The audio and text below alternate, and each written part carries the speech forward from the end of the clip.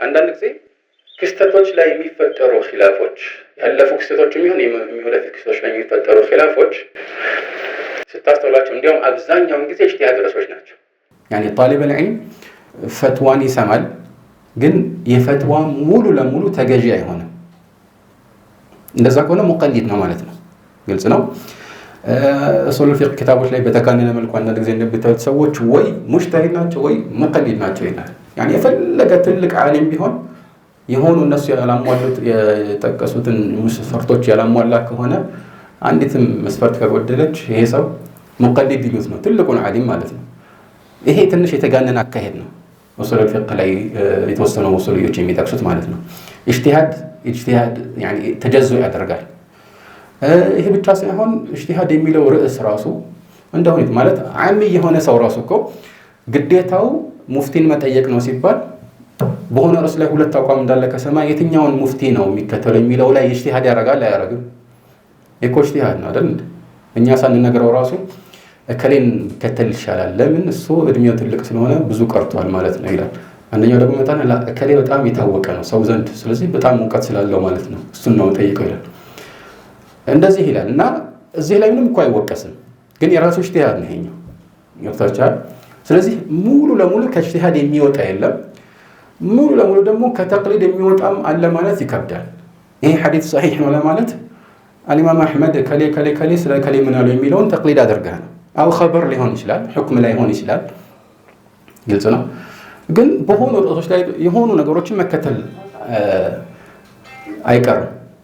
ስለዚህ ከዚህ አንፃር ጣሊብ العلم በጭፍን እከሌ ይበልጥ ያውቃል እሱን ነው የምሰማው ከሚለው የበለጠ አላህ ዘንድ የሚያዋጣውና ይበልጥ እርግጠኝነትን ወይም ለእርግጠኝነት የቀረበ ግንዛቤን በልብ ውስጥ የሚያሰርጽለት በራሱ እይታ ሐዲሶችን ማስረዳዎችን አይቶ የሚወስነው ውሳኔ ነው ማለት ነው።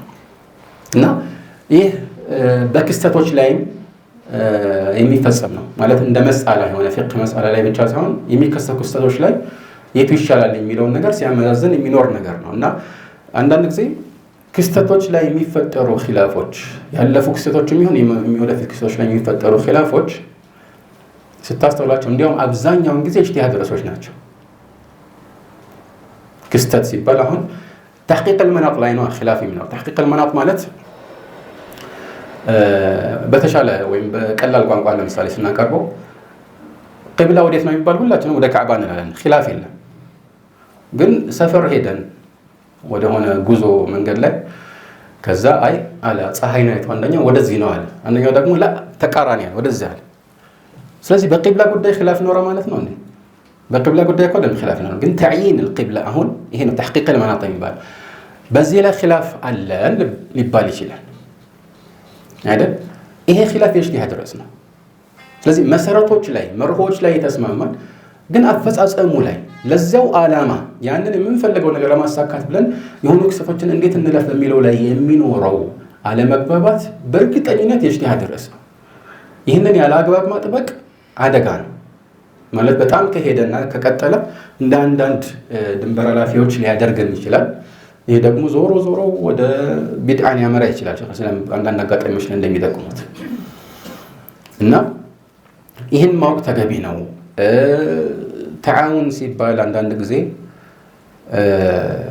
ቅድም እንዳልኩት በጣም ለኛ የቀረቡ ሰዎችን የሆኑ ጥፋት ስላለባቸው ወይም አንዳንዴም የኢጅቲሃድም ርዕስ ሊሆን ይችላል በዚህ የተነሳ በጠላትነት የምንፈረጃቸው ከሆነ በዳዕዋህ ላይ መሰናከል የማይፈጥርብህን ብሎም ጭራሽ ሊያግዝህ የሚችልህን ሰው ለምን ጋሬጣ እንዲሆን አድርገህ በጠላትነት ትሰይመዋለህ?